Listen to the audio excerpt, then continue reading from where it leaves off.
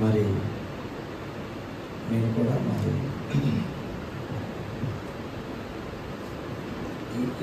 ఇలాంటి సిచ్యువేషన్స్లో వాక్యం చెప్పడం అనేది ఇది నా మొదటి ఎక్స్పీరియన్స్. నేను ఎప్పుడు చెప్పలేదు. అయితే నేను వాక్యం చెప్పడం ముందు కొన్ని విషయాలు చెప్తే, ఫస్ట్ అన్నయ్య పరిచయం 2001 సెప్టెంబర్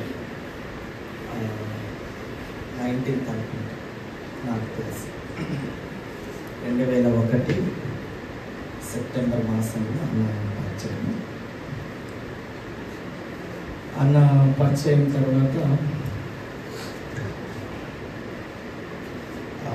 తర్వాత అలా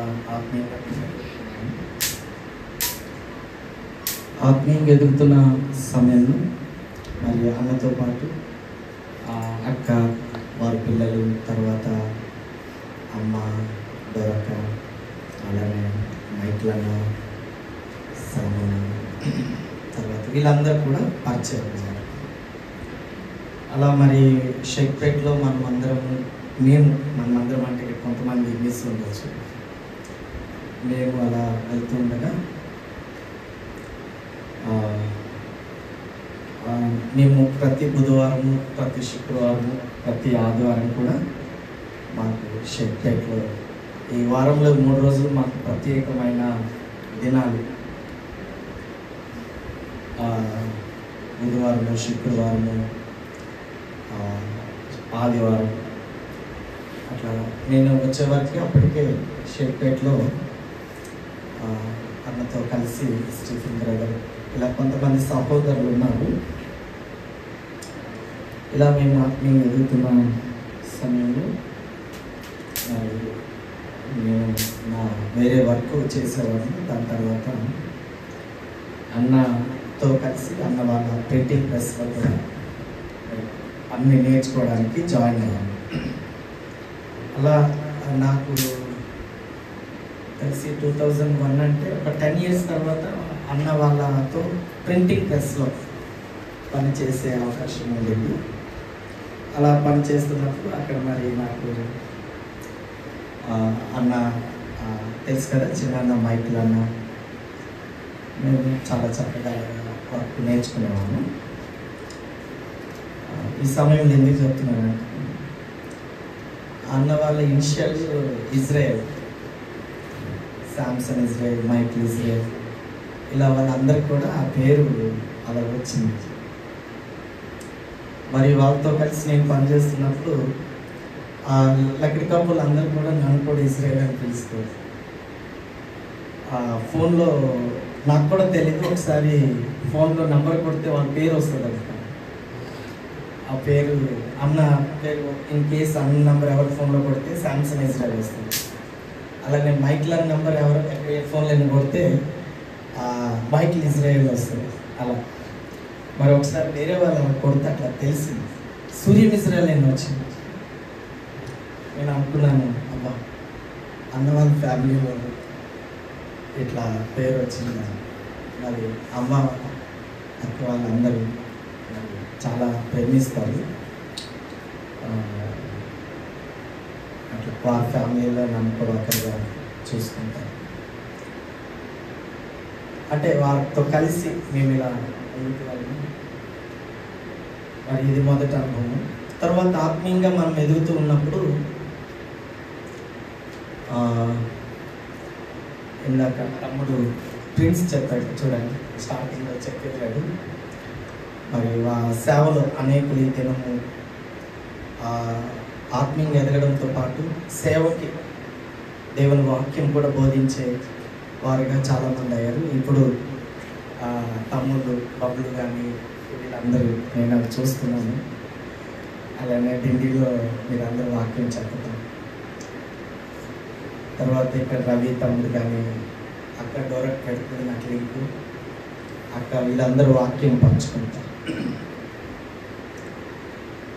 ఆల్మోస్ట్ ఇక్కడ అందరూ వాక్యం చెప్పేవారే ఉన్నారు. ఆల్మోస్ట్ కొద్దిగా నాకు కొద్దిగా పెద్దవాళ్ళ ముందు నిలబడాలంటే అన్న ఉన్నప్పుడు చెప్పడం అంటే కొద్దిగా కష్టం అనిపిస్తుంది నిజంగా. కొద్ది చిన్నపిల్లలు ఉంటే నాకు ధైర్యంగా చెప్పగలను. అంటే ఇలాంటి చిన్నపిల్లలు ఉంటే అట్లా నా పర్సనల్ నా ఫీలింగ్ అది. పెద్దవాళ్ళకి చెప్పడం అంటే కొద్దిగా కష్టం, కొద్దిగా వెనక్కే ఉంటాను నేను కొద్దిగా వాక్యం చెప్పే విషయంలో. అయినా సమయం వచ్చింది. అమ్మ కొడుకు మరి వారు ప్రేమ ఎప్పుడు వచ్చేటప్పుడు వాళ్ళ ప్రేమ ఎంతో అద్భుతం. అన్న మైక్లానే కానీ శాంసంగ్ అందరూ. మరి వాక్యము విషయంలో చూస్తే వాక్యము అందరికీ తెలిసిందే. ప్రతి ఒక్క సందర్భంలో కొన్ని వాక్యాలని మనము చూస్తాం. మ్యారేజ్కి కొన్ని వాక్యాలు, బర్త్డేకి కొన్ని వాక్యాలు, డెత్ డేకి కొన్ని వాక్యాలు, మరణిస్తే కొన్ని వాక్యాలు, గృహ ఓపెనింగ్ అంటే ఇల్లు ఓపెనింగ్, ఇలా ఈ సందర్భాలకి కొన్ని వాక్యాలు మనందరికీ కంటకమే. దీంట్లో ఏం పెద్ద మార్పులు షేర్పులు ఏమి ఉండవు కదా. మనం ఎంత నేర్చుకున్నా కూడా దేవుని యొక్క వాక్యము మాత్రం మనకి గుర్తున్నట్టు ఉంటుంది కానీ చెయ్యం. గుర్తున్నట్టు ఉంటుంది. మనకి గుర్తుండని వాక్యాలు ఏమున్నాయి? అన్నీ గుర్తు ఉంటాయి కానీ మనం అందరం చేయం. కాబట్టి నేను ఇప్పుడు చెప్పాలనుకుంది ఏంటంటే, మనందరికీ వాక్యం తెలుసు, అది మీకు తెలుసు. తెలిసిన విషయాలు ఏం చెప్తామని అనుకుంటాం కదా. దానికంటే ఇంకొక మాట మనం అనుకోవచ్చు, గుర్తు చేసుకోవడం. వాక్యాన్ని గుర్తు అది తెలుసు కానీ ఒకసారి గుర్తు చేసుకోవాలి. ఇప్పుడు ఎగ్జామ్కి వెళ్ళేటప్పుడు సంవత్సరం అంతా చదివినప్పటికీ ఎగ్జామ్ వరకు 15 నిమిషాలు రాస్తారంటే కూడా పిల్లలు మరలా వాటిని ఏం చేస్తారు, పుస్తకాలు తిరిగేస్తూ ఉంటారు. తెలుసు వాళ్ళకైనా ఏమో మర్చిపోతామేమో, ఆ లాస్ట్ మూమెంట్లోనే అది చూసి గుర్తుపెట్టుకుందాం, నేర్చుకుందాం అనే ఒక ఆలోచనతో వాళ్ళు ఏం చేస్తారంటే ఆ రీతిగా వాళ్ళు చూస్తారు.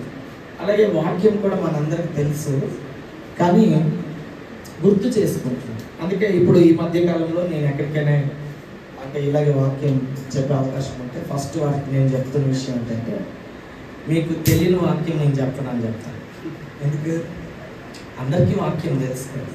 కీర్తన గ్రంథం తెలుసు, యెషయా గ్రంథం తెలుసు, మత్తయి సువార్త తెలుసు, ప్రకటన గ్రంథం తెలుసు, మార్కు సువార్త తెలుసు. బైబిల్లో అన్ని గ్రంథాలు పేర్లు తెలుసు, అవగాహన ఉంది.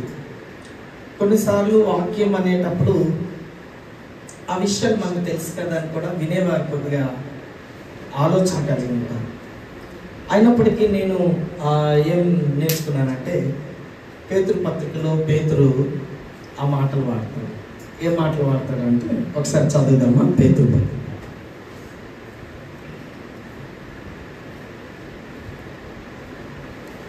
2వ పేతురు పత్రిక 1వ అధ్యాయం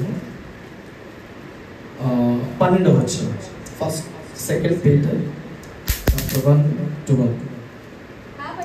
కాబట్టి మీరు ఈ సంగతులను తెలుసుకొని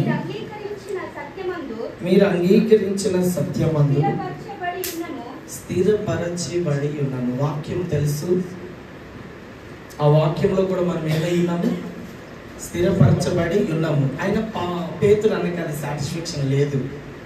ఉన్నను అది తెలుసు, అది మనకొచ్చు, అందులో నిలకడగా ఉన్నాము, నడుచుకుంటున్నాము. అయినను ఉన్నను అంటే ఇంకేమన్నాడు, వీటిని గూర్చి ఎల్లప్పుడూ మీకు జ్ఞాపకం చేయటం. ఈ మధ్య కాలంలో ఇది నేను కొద్దిగా నేర్చుకొని ఎవరికైనా వాక్యం చెప్పేటప్పుడు ఈ మాట వాడుతున్నాను. వాక్యం మీకు తెలుసు, అయినా మీకు తెలిసిన వాక్యం మరొకసారి గుర్తు చేస్తున్నాను, అంతే, నేర్పించట్లేదు. కాబట్టి ఇప్పుడు కూడా నేను గుర్తు చేస్తున్నాను, నేను మీకు ఎవరికి నేర్పించట్లేదు. ఎందుకంటే మనందరికీ వాక్యము సంవత్సరాల తరబడి నేర్చుకుంటున్నాము, వింటున్నాము, చెప్పగలుగుతున్నాము. అయినను దేవుడు తన పరిశుద్ధాత్మ చేత, తన భక్తుల చేత, సేవకుల చేత, తోటి సహోదరుల చేత ఒకరినొకరు మనము పురుకొల్పబడడానికి, ఎంకరేజ్మెంట్ అవ్వడానికి ఏప్రిల్ పత్రిక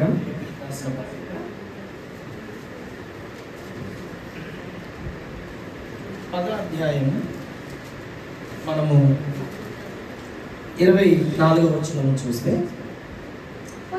కొందరు మానుకొనుచున్నట్టుగా సమాజముగా కూడుట మానక ఒకరినొకరు హెచ్చరించుచు ఆ దినము సమీపించుచున్నప్పుడు మీరు చూచిన కొద్ది మరి ఎక్కువగా అలాగు చేయొచ్చు, ప్రేమ చూపుటకు సత్కార్యములు చేయుటకును ఒకరికొకరము పురుకొల్పవలనని ఆలోచింతుము.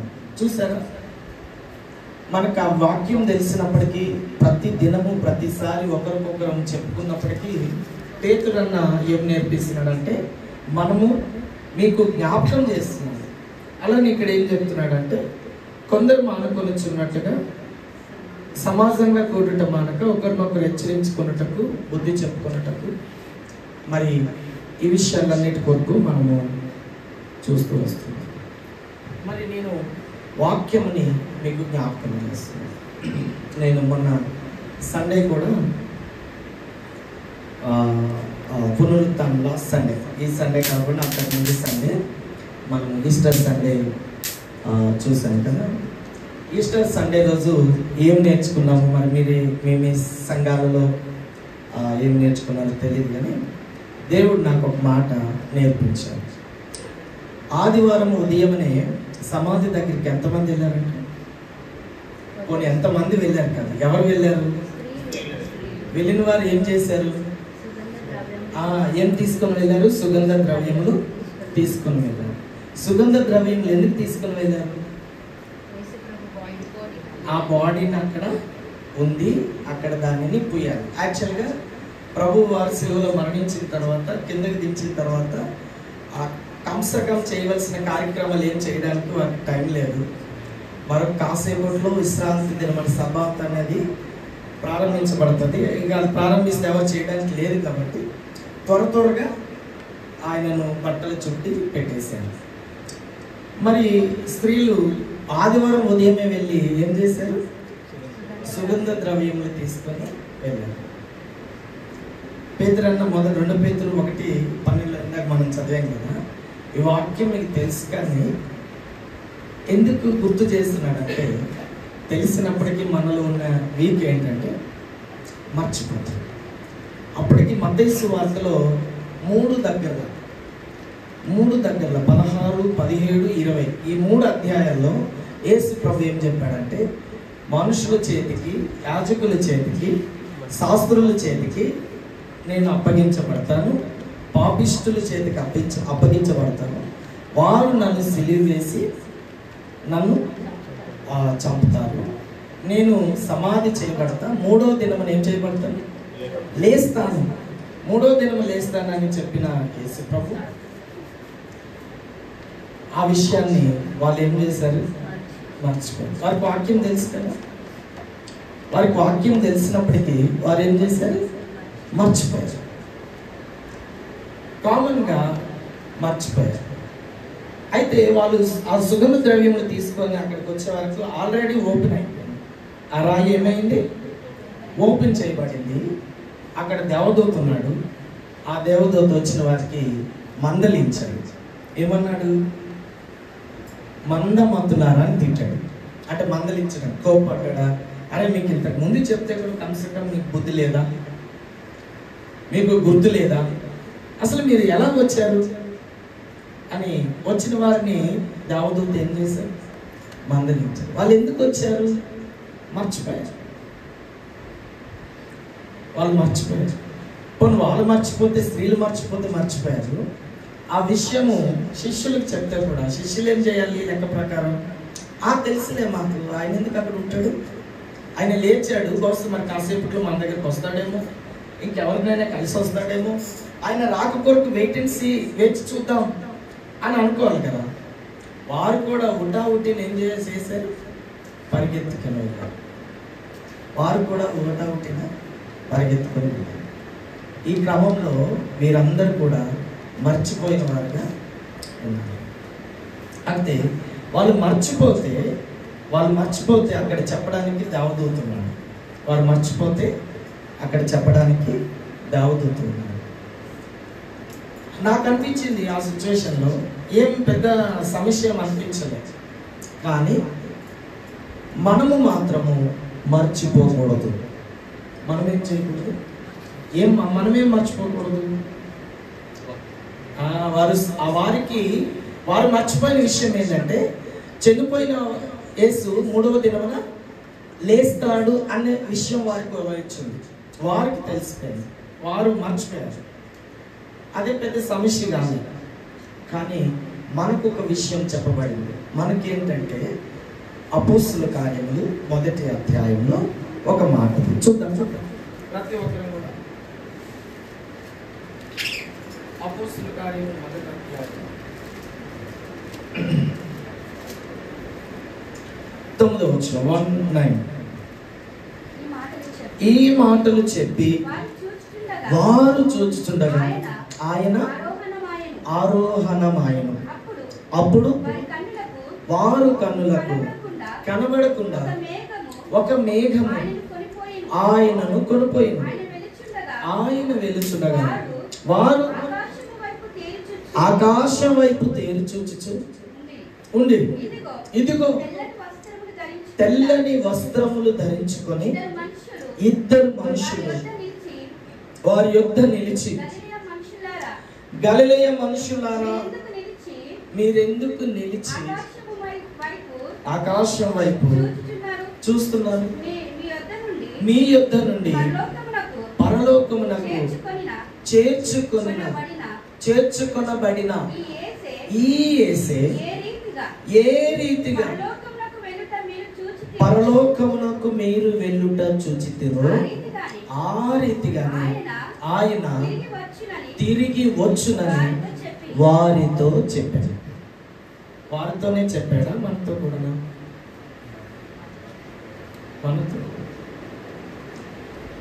మనతో చెప్పాడు. ఈ 2 భాగాలు 2 సందర్భాలు నేను చదివినప్పుడు ఒక దగ్గర పెద్ద నాకు సమస్య అనిపించింది. 3వ దినము లేస్తాడని విషయం వారు మర్చిపోయింది. వారు మర్చిపోయారంటే కామన్, వారికి చెప్పడానికి దేవదూతలు. ఆయన తిరిగి వస్తున్నాడని విషయము ఎవరు చెప్పారు? దేవదూతలు వారికి చెప్పారు. వారు ఆ దినము నుంచి తర్వాత యేసు ప్రభు వారికి ప్రత్యక్షమై ఏం చెప్పాడు? మీరు సర్వలోకములకు వెళ్ళి సర్వ సృష్టికి సువార్తను ప్రకటించండి. తండ్రి యొక్కయు కుమారుని యొక్కయు పరిశుద్ధాత్మ యొక్క నామములో బాప్తిస్మం ఇవ్వండి. నేను మీకు ఏ సంగతులను ఆజ్ఞాపించుతానో వాటన్నిటినీ గైకొనవలనని వారికి బోధించండి. నాకు శిష్యులుగా చేయండి. నేను యుగ సమాప్తి వరకు సదాకాలం మీకు నేను తోడుగా ఉంటాను. నేను త్వరగా రాబోతున్నాను. వాని క్రియలు చొప్పున నేను వారికి ప్రతిఫలము జీతము ఇవ్వడానికి నా యొక్క జీతం ఉంది. వారికి చేసిన దానికి జీతము నా యొక్క ఉన్నది. నేను వస్తున్నాను అని ప్రభు చెప్పాడు. ఆయన వెళ్ళిపోయిన వెంటనే 2 మనుషులు వచ్చి వారు చెప్పారు. అప్పటి నుండి ఇప్పటి వరకు చెప్పుకుంటూ వస్తున్నారు. ఈ విషయము మనం మర్చిపోయామే అనుకోండి. 3వ దినమున లేచిన విషయము వారు మర్చిపోతే అక్కడ వాళ్ళు చెప్తూ గద్దించారు. మందమతులారా, కొద్దిగానే మీకు వివేకం లేదా? అవివేకులారా అని వారికి గద్దించి బుద్ధి చెప్పారు. వెంటనే వెళ్ళారు. వాళ్ళు తెలుసుకున్నారు. ఏదో వాళ్ళ బాధలు వారు పడ్డారు అప్పుడు. కానీ ఆయన రాకడ కానీ మనం మర్చిపోతే ఇక మనకి ఎవరు చెప్తారు? మరి గడిచిన దినం కూడా బైబిల్ క్లాస్లో మరి దేవుడు నాకు ఒక వాక్యం ఇచ్చాడు. ఏమిచ్చాడంటే 1 కొరింథీయులకు రాసిన పత్రిక 15వ అధ్యాయము 50. 1 కొరింథీ 15:50. ఒకసారి చదువుదామా? 1 కొరింథీ 15:50. సహోదరులారా, నేను చెప్పినదేమనగా రక్త మాంసములు దేవుని రాజ్యమును స్వతంత్రించుకొన నేరు క్షయత అక్షయతను స్వతంత్రించుకొనదు. ఇదిగో మీకు ఒక మర్మము చెప్తున్నాను, మనమందరము నిద్రించము కానీ నిమిషములో రెప్పపాటున కడబూరం రోగగాని. ఈ మాట మీ అందరికి ఏమనిపిస్తుంది? అందరూ ఒకసారి చూడండి నా వైపు. ఇప్పుడు ఈ మాట ఒక్క ఎంతసేపులో ఒక్క నిమిషం అంటూ వెంటనే ఇంకొక మాట చెప్పాడు, రెప్పపాటున మార్పులు చెందే అవకాశాలు ఏమైనా ఉన్నాయా? సంవత్సరాల తరబడి, నెలల తరబడి, రోజుల తరబడి, వారాల తరబడి దేవుని సేవకులు దేవునికి సమర్పించుకొని దేవుని వాక్యము కంట పదంగా బోధిస్తుంటే ఇంకా మన జీవితంలో దేవునికి ఆయాసకరమైనవి ఎన్నున్నాయో ఒకసారి మనం చూసుకోవచ్చు. ఎన్ని ఆయనకి ఇష్టం లేనివి, ఎన్ని ఆయన చిత్తంలో లేనివి, ఎన్ని ఆయన యొక్క ప్రణాళికలో లేనివి, ఆయన నడిచిన ఆయన నడవమన నడకలో, ఆయన చేయమన్న పనుల్లో మనం లేనిది ఎన్ని ఉండొచ్చు? ఎన్నో ఉన్నాయి. కడబూరం రోగగానే రెప్పపాటున మార్పు పొందగలుగుతామా? పొందడం నాకైతే కష్టం అనిపిస్తుంది. ఆ ఒక్క క్షణంలో రెప్పపాటును మనం మార్పు చెందడానికి దేవుడు కరుణామయుడైంది మన జీవితంలో చాలా టైం ఇస్తున్నాడు. నా జీవితంలో ఇప్పటికీ 26 సంవత్సరాలు ఇచ్చాడు. 26 years. ఎన్ని సంవత్సరాలు ఇచ్చాడు? 1999 నవంబర్లో రక్షణ పొందాడు. 1999లో నవంబర్ మాసంలో నేను ప్రభువుని అంగీకరించాను. ఆ దినం నుండి నేను క్యాల్కులేషన్ చేసి ఈ వాక్యం చదివినప్పుడు నేను కొద్దిగా లెక్కలు వేసుకున్నాను. రెప్పపాటు నేను మార్పు పొందుతానా అని క్వశ్చన్ వేసుకున్నాను. కడబూరం రోగగానే రెప్పపాటున మార్పు పొందుతామా అని ఒక ప్రశ్న వేసుకుంటే కొద్దిగా కష్టం అనిపించింది. ఆ రెప్పపాటున మార్పు చెందడానికి ప్రభు మన జీవితంలో చాలా అవకాశం ఇస్తున్నాడు. ఈ యొక్క అవకాశాన్ని మనం మర్చిపోతే కష్టమే. 3వ దినం లేస్తాడు ప్రభు అని వాళ్ళు మర్చిపోయారు. అది పెద్ద సమస్య అనిపించదు. మన జీవితంలో మనకి యేసు ప్రభు వారు ఏం చెప్పాడో, ఆయన రాకడలో మనం ఎలా ఎత్తబడతాము, ఎలా ఎత్తబడాలి, ఒకవేళ ఆయన రాకడ ఆలస్యమైతే ఈ లోపల మనం మరణమే సంభవిస్తే అమ్మలాగా దేవుడు ఈ లోపల మనకిచ్చిన అవకాశాన్ని, మనకిచ్చిన సమయాన్ని, మనకిచ్చిన ఎన్నో పరిస్థితులను మనము సద్వినియోగం చేసుకోకపోతే అప్పుడు మన పరిస్థితి ఏంటి? మనం ఏం మర్చిపోతున్నాం? ఆయన రాకడ మర్చిపోతున్నామా, లేకపోతే మన మరణమును మర్చిపోతున్నామా? ఈ రెండు మర్చిపోయినా మనకి ముప్పే. ఆయన రాకడ మర్చిపోయినా మన మరణం మర్చిపోయినా. అలానే దేవుని వాక్యం కానీ మర్చిపోతే ఇంకా ప్రమాదం.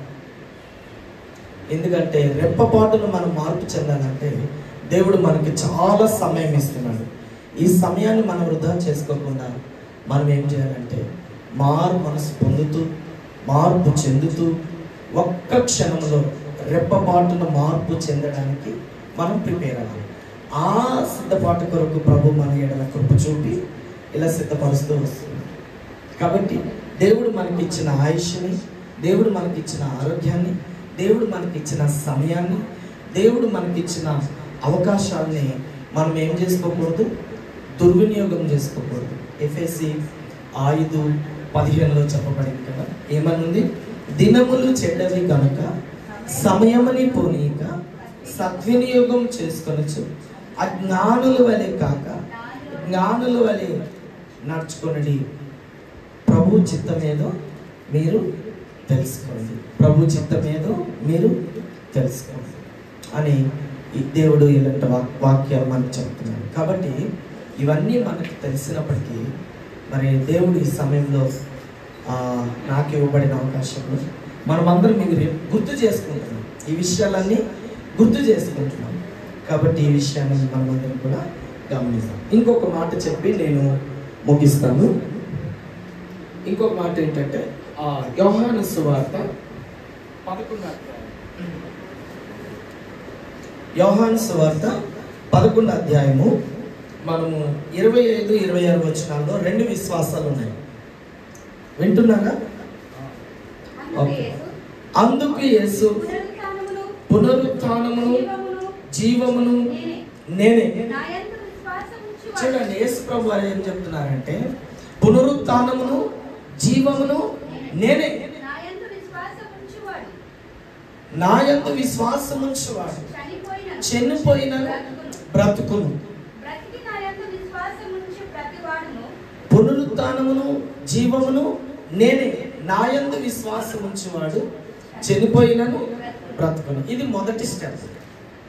నా యందు విశ్వాసముంచువాడు చనిపోయినను బ్రతుకును అంటే ఆల్రెడీ మనము దేవుని వాక్య ప్రకారం మనము మన యొక్క పరిస్థితి ఏంటి, సిచ్యువేషన్ అంటే మన స్థితి ఏంటి, దేవుని వాక్య ప్రకారం పాపముల చేత అపరాధముల చేత మనం ఏమై ఉన్నాము? ఎలా ఎందుకు చనిపోయాము? పాపం వల్ల. పాపం మనల్ని అందరినీ ఏం చేసింది? మరణానికి అప్పచెప్పింది. కాబట్టి పాపం వలన వచ్చే జీతము మరణము.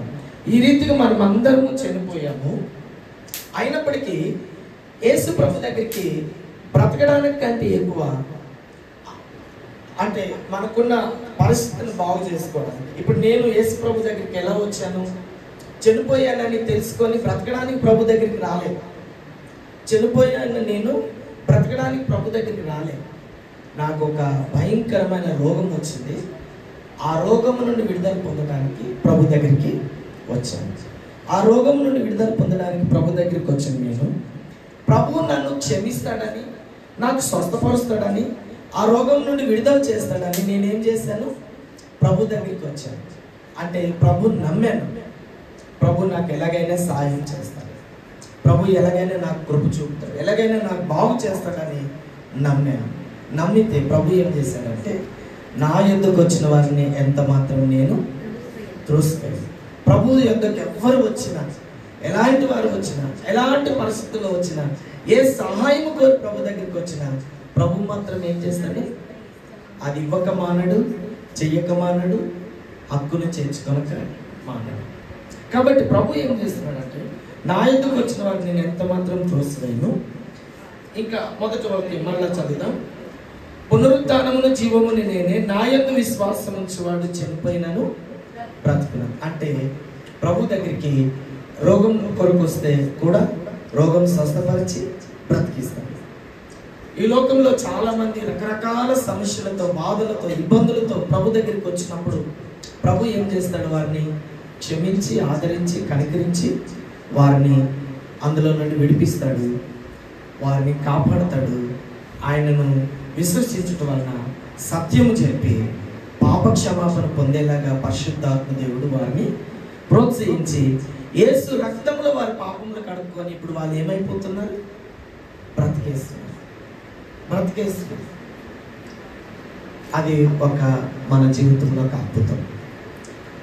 అంతవరకే కాకుండా ఇప్పుడు నెక్స్ట్ ఒక మాట చెప్పాడు. చూడండి, అందరం చదువుదాం ఈ మాట. 26 బ్రతికి నా యందు విశ్వాసం ఉంచువాడు ప్రతివాడు ఎన్నటికి చెప్పు. బ్రతికి నా యందు విశ్వాసం ఉంచువాడు ఎన్నటికి. అది మన ఆత్మీయ జీవితంలో మనం చేయవలసిన పని. మొదటిది, మనం ఏ పరిస్థితులు బట్టి ప్రభు దగ్గరికి వచ్చామో దాని కొరకు మనము విశ్వసించాము. ప్రభు కనికరించాడు. నా యందు విశ్వాసం ఉంచువాడు చనిపోయినను బ్రతుకును, అలా బ్రతికేసాము.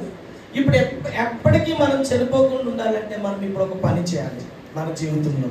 ఇది మనం మర్చిపోవద్దు. ఏంటది? బ్రతికి నా యందు విశ్వాసం ఉంచువాడు ఇకెన్నటికీ చనిపోకుండా మనం ఏం చేయాలి?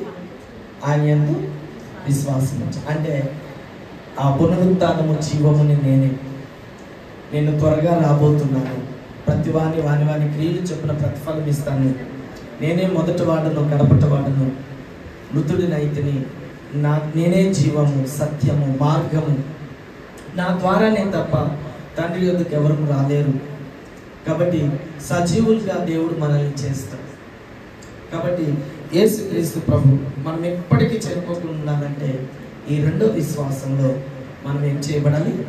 కొనసాగబడాలి. ఈ రెండో విశ్వాసంలో మనం కొనసాగకపోతే, ఈ విషయం మర్చిపోతే చాలా కష్టం. కాబట్టి ఇప్పటివరకు నేను మీతో షేర్ చేసుకున్న దానిలో ఒక్క సారాంశం ఏంటంటే, వాళ్ళు మర్చిపోయారు, అది పెద్ద సమస్య లేదు, వారికి చెప్పడానికి దేవదూతలు ఉన్నారు.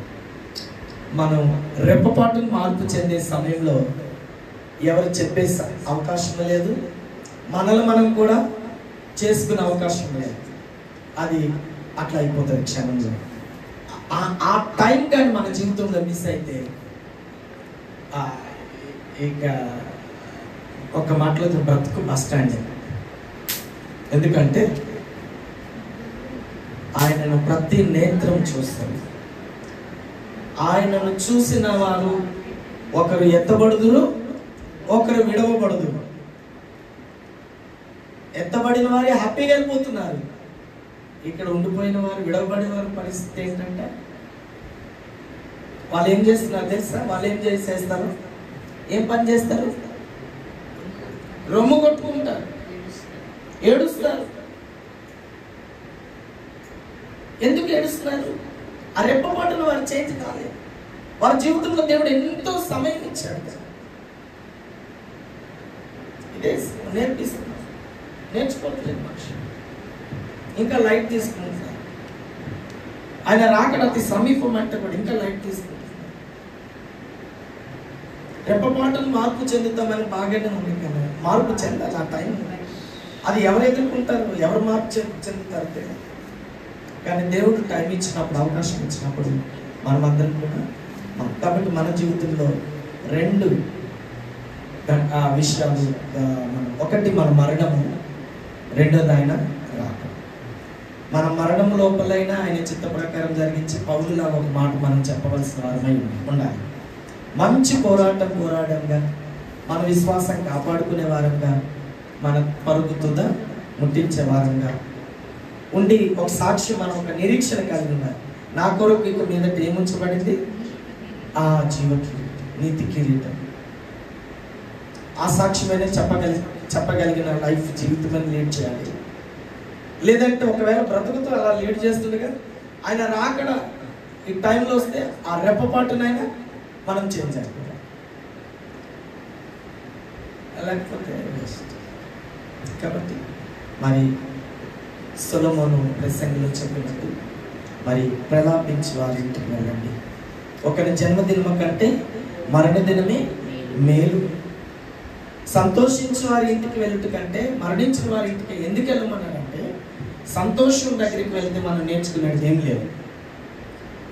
అమ్మ నుంచి నాకు అమ్మాయి కాదు కానీ నా వ్యక్తిగత ఫీలింగ్ అది. నిజంగా నాకు మరణ వార్త వింటే కొన్ని నిమిషాలు నాకు నేను అట్లా అంటే ఏం మాటలు ఉండవు. ఆ మరణ వార్త భయం కాదు ఏంటి అనేది ఒక ఆలోచన వచ్చేస్తుంది.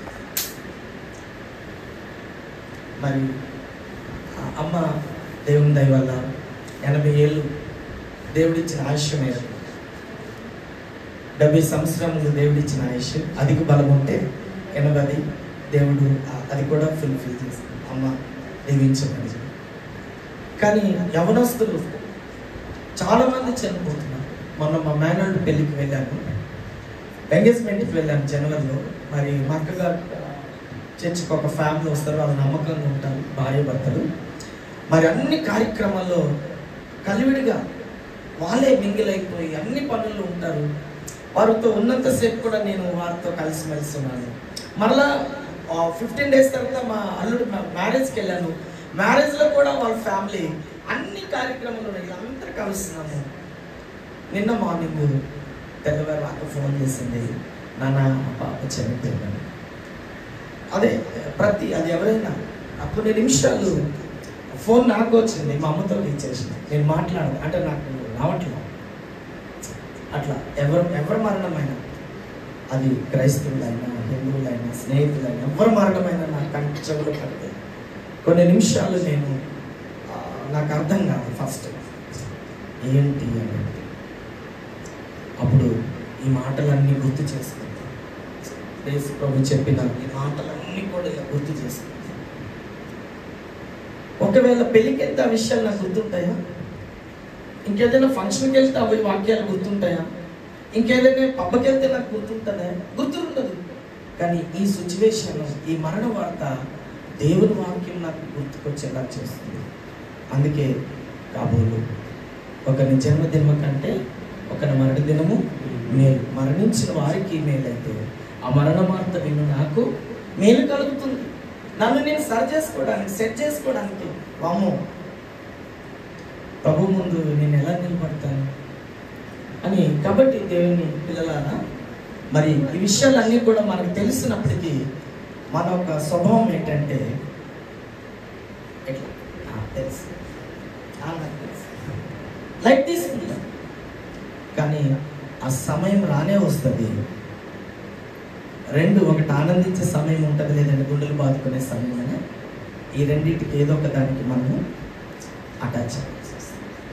కాబట్టి అలా ఆ వ్యక్తి ఎవరంటే చిన్న పాప. అంటే చిన్న పాప అంటే 30 బిలియన్ 25-30 ఇంట్లో పిల్లలు ఏదో చిన్న డిస్కషన్ అయ్యి, ఆ పిల్లల డిస్కషన్ అంటే పాప విషయం వలన ఫాదర్ వచ్చి భార్యను కొట్టేస్తే అది తప్పు చేస్తే నన్ను కొడతావా అని చెప్పి చీమల మంది కలుగుతా కేసు అయిపోతుందని వాళ్ళు ఏం చేశారంటే హాస్పిటల్లో అడ్మిట్ చేసి భార్యాభర్తల గొడవకి 2 రోజులు తిండి మానేస్తుందండి, అందుకే నీరసం అయిపోయిందంటే దానికే కదా అని చెప్పి వాళ్ళు ఏం చేసి సెలైన్లు శక్తి కొరకు సెలైన్లు ఎక్కేస్తుంది. ఈ లోపల అంత తింటేస్తుంది.